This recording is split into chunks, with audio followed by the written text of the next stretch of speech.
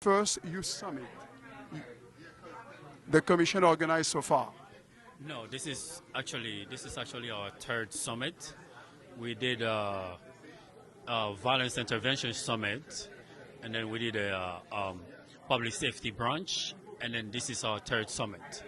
So given the gravity of the problem, violence in the community, in the African community in the Bronx, and in Harlem, in New York at large, we can't just do one event and say, okay, we did our best.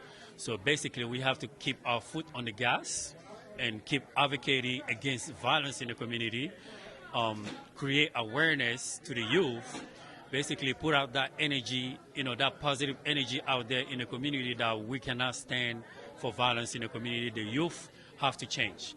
The parents also have to do their part in participating in the education of their youth, of their kids. So. Violence actually is one of the biggest issues we're facing in New York City right now. Absolutely. Okay, so what would be the best advice you can give to I mean, this is why we do these summits to actually cultivate solutions to the problem.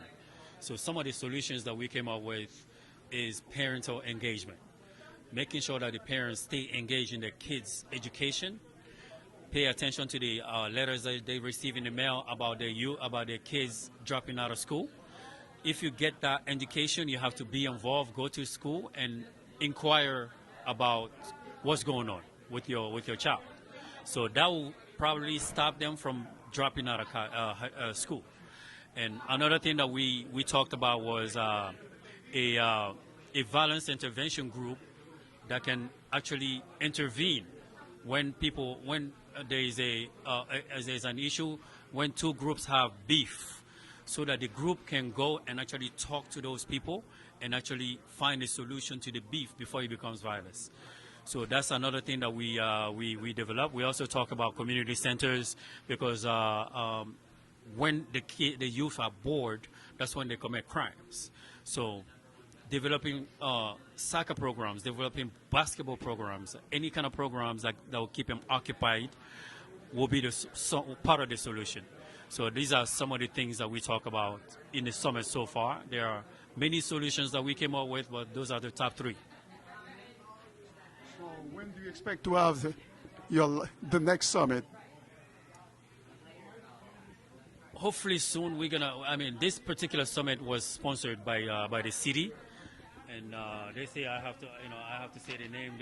It was the Community Project Grant awarded by the New York City Office for the Prevention of Hate Crimes and the New York City Commission on Human Rights.